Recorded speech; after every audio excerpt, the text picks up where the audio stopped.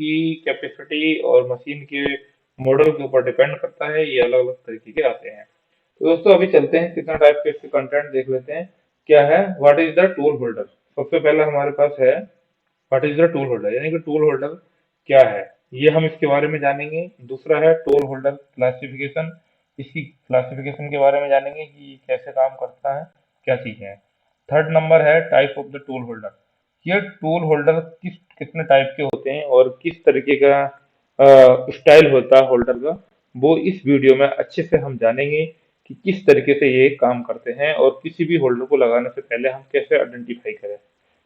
तो अब दोस्तों चलते आ गए हम यहाँ पे what is the tool holder के ऊपर। ये जैसे कि आप टूल होल्डर देख रहे हैं, सबसे पहले इसमें देख लेते हैं इसकी डेफिनेशन क्या दी हुई है। The tool which is used to hold the cutting tool insert of CNC machine.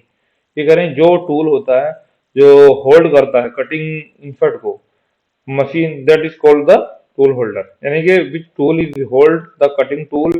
Cutting tool क्या है, insert of the CNC machine is called the tool holder, यानी कि जो भी हमारा टूल होल्डर है जो इसे इंसर्ट को होल्ड करता है कटिंग, और जो इंसर्ट जो है ये कटिंग टूल है, इसको हम जो है कटिंग टूल कहते हैं। तो ये कटिंग भी करता है, ठीक है।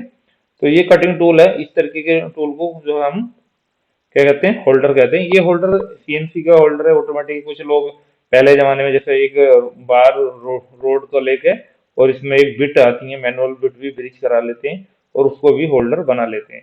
तो पहले ज्यादातर इस तरीके के होल्डर यूज होते थे जो लेथ वगैरह, मैनुअल लेथ वगैरह में हम यूज करते थे। आज की डेट में तो सारे ऑटोमेटिक सिस्टम आ गए, तो ये सब मशीन पे अलग अलग कंपनियों के टूल होल्डर आते हैं, काफी अच्छी अच्छी कंपनियां भी हैं।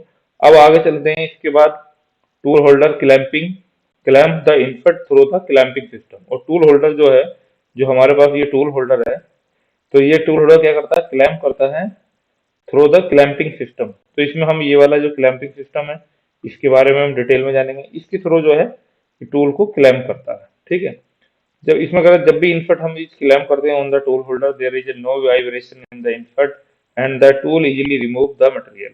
ये कह रहे हैं जब भी हम इस तरीके के टूल होल्डर में इनपुट लगाते हैं तो हमारा जो है वाइब्रेशन वगैरह जो होते हैं वो कुछ नहीं होते हैं, और हमारा जो मटेरियल है वो इजीली बनता है, इसमें कोई भी चैटर मार्क्स वगैरह नहीं आते हैं, और इसको हम दोबारा से चेंज कर लेते हैं। तो हमारा टूल जो है यही चलता रहता है, और हमारी जो इनपुट है ये इनपुट जो है हम चेंज करते रहते हैं। जितने भी इनपुट वगैरह है ये हम चेंज कर देते हैं, टूल हमारा सेम रहता है। इसकी टूल की लाइफ है 6 महीने से लेकर 1-2 साल तक भी चलता है। तो इस तरीके की इसकी लाइफ रहती है, 6 मंथ टू 2 ईयर्स। ये आपके डिपेंड करता है आपके यूज किस तरीके के हैं, आपका मटेरियल किस तरीके का, अगर कोई बंदा एक्सीडेंट वगैरह नहीं करता तो। अब आगे जानते हैं इसकी क्लासिफिकेशन। तो अब आ गए हम टूल होल्डर की क्लासिफिकेशन के लिए। ये काफी इंपॉर्टेंट टॉपिक है। ये जो है टूल होल्डर के लिए काफी सारी इंपॉर्टेंट चीज है कि टूल होल्डर क्लासिफिकेशन। कभी भी टूल होल्डर हम जब लेते हैं ना, कोई भी टूल होल्डर इस तरीके का जब भी टूल होल्डर है या बोरिंग, ये जो एक्सटर्नल होल्डर है इसको हम एक्सटर्नल होल्डर कहते हैं, ठीक है। ये एक्सटर्नल होल्डर है और एक्सटर्नल कटिंग होल्डर है, ठीक है। अगर हमारे पास एक इंटरनल बोरिंग बार भी आता है, ठीक है। जब भी बोरिंग वार भी आप लेने जाओगे तो बोरिंग वार के लिए एक अलग से वीडियो बना दूंगा। बोरिंग वार पे भी इसी तरीके का जो आज ये नंबरिंग लिखी हुई है इसी तरीके की नंबर लिखी रहती है। अब हम जानते हैं एक एक करके इनके नंबर का मतलब क्या होता है। जब भी हम कोई होल्डर लेते हैं तो उस पर ये सारी चीजें लिखी रहती हैं, या हमें कोई परचेज करना होता है तो हमें कस्टमर को, जो भी सप्लायर रहता है जिससे हमें परचेज करना, उसको ये सारी चीजें हमें बताना रहती है कि भाई मुझे PSLNR का होल्डर चाहिए या उसका चाहिए। तो ये सारी चीजें हम इसमें हम देखते हैं।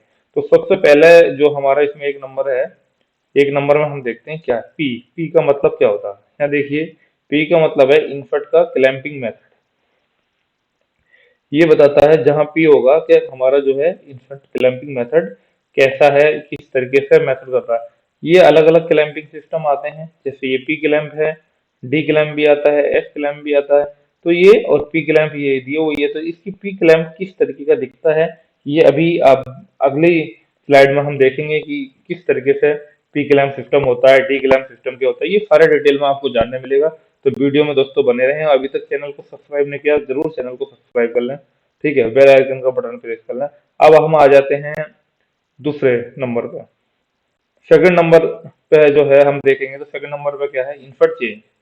तो ये, सॉरी, इन्फर्ट चेंज नहीं, इन्फर्ट शेप, यानी कि ये बता रहा है कि इसमें जो है इन्फर्ट कौन सी लगेगी।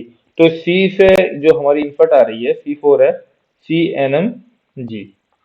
ठीक है, CNMG इन्फर्ट का जो टूल होल्डर है, जो PSNR है, तो इसका मतलब ये, अगर इसकी जगह T होता तो समझ लो TNMG का होल्डर होता। और बोरिंग वार होता है तो इसमें CCMT बोरिंग वार भी आती है, तो अलग हो जाता है। यहाँ पर W होता तो WNMG का होल्डर हो जाता है ये। ठीक है, तो ये इस तरीके का है। BA होता तो BNMG का होता। ये इनफट जो भी है, इसका सेकंड डिजिट है किसी भी टूल में, वो बताता है हमें इनफट। ठीक है, तो जब भी हमें सेकंड डिजिट दिखे तो आप इनफट समझ लीजिए, ये इनफट को बता रहा है, इसमें कौन सी इनफट लगती है।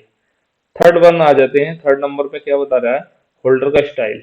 होल्डर का स्टाइल से मतलब यहाँ पे ये है कि जो होल्डर का, ये जो होल्डर है, इसमें जो ये एंगल दिए हुए हैं ना, ये और ये एंगल जो रहता है, ये कितने डिग्री का एंगल है, वो चीज हमें दर्शाता है कि एंगल ऑफ द होल्डर जो है, ये दर्शाता है कि भाई कितने डिग्री का इसमें एंगल है, क्या चीज है, ये सारी चीजें इसमें बताता है। तो ये अलग अलग तरीके के आते हैं, इसमें एल टाइप का है, एफ टाइप का, एम टाइप का, अलग अलग तरीके के आते हैं। वो इसकी भी डिटेल हमें नेक्स्ट स्लाइड में देखेंगे कि इसका एल के कितना डिग्री है और बाकियों का कितना डिग्री है। अब आ जाते हैं हम चौथे नंबर पे। चौथे नंबर पे हमारा बता रहा है इनफट क्लियरेंस एंगल, के इनफट का जो मेरा क्लियरेंस एंगल है वो कितना है। तो जब भी हम इनफट की क्लियरेंस एंगल की बात करते हैं दोस्तों, तो हम देखते हैं कि जो इनफट है, जो हमारी इनफट दी हुई है, उसकी कितना क्लियरेंस है। जैसे एक शेप रहती है इनफट में, तो उसका जो डिग्री है, एक जैसे BCMT BBMT आती है, तो वो सारी चीजें हमें बताता है। यहाँ पे जो एन का मतलब होता है, एन में जो है, एन शेप की जितने भी इनफट होंगी, उसमें जो है क्लियरेंस एंगल जीरो होगा। जिनमें एन आएगा क्लियरेंस एंगल के लिए, वो जो है जीरो होता है।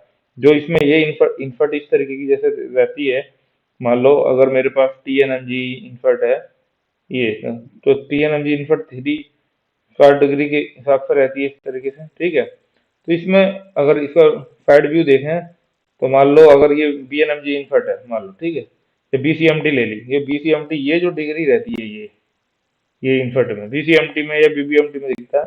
BCMT में ये 60 डिग्री रहता है, और BBMT अगर इनफट होगी हमारी, तो उसका मैं अगर देखूंगा, ये वाला एंगल जो है, ये 5 डिग्री रहता है।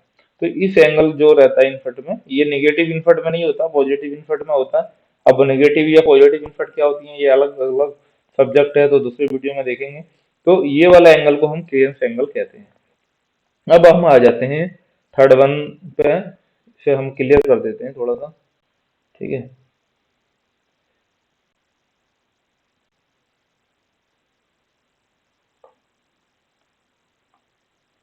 तो नेक्स्ट आ जाते हैं।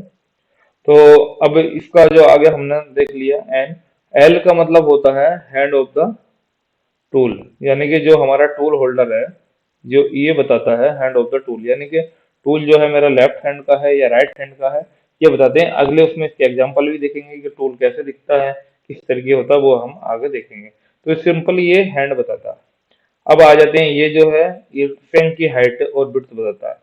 ये 6 नंबर और 7 नंबर जो हमें बताता है, ये जो फैंक है इसमें का, ये और ये वाला जो है, ये बताता है इसकी कितने कितने की चौड़ाई लंबाई है। तो 25-25 का ये होल्डर है, ज्यादातर स्टैंडर्ड होल्डर है, 25-25 का आता है, 32-32 का भी आता है, 32-25 का भी फटा होल्डर आता है, 20-20 का भी आता है।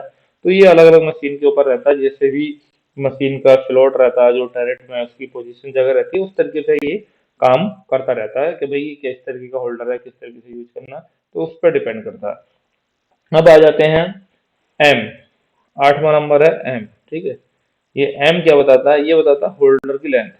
अब जो एम एम है, ये एम जो है, ये बता रहा है, एम बताता मुझे ये जो होल्डर है ना, इसकी लेंथ बताता है। ठीक है, कि होल्डर की, ये जो होल्डर है मेरा, इसकी कितनी लंबाई है।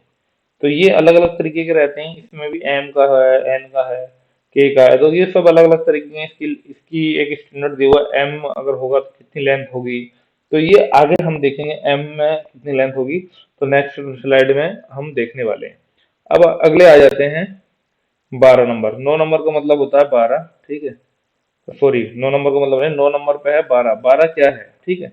तो हम इसको यहाँ देखेंगे कि ये जो 12 है, ये क्या है। ये 12 जो है ना, ये इनफट कटिंग, इनफट की जो कटिंग एज है, इनफट की जो कटिंग एज की क्या है, लेंथ है ये, ठीक है। लेंथ है कटिंग एज की। तो ये जो 12 है, अब कौन सी होती है, ये जैसे एक तरीके का इनफट है, मान लो TNMG का ये, तो ये जो एरिया है ये, तो ये 12 होगा, ठीक है। या या जैसे TNMG में ये 16 है, ठीक है। अगर TNMG का होल्डर होता तो यहाँ पे ये 12 की जगह क्या लिखा होता, 16 लिखा होता।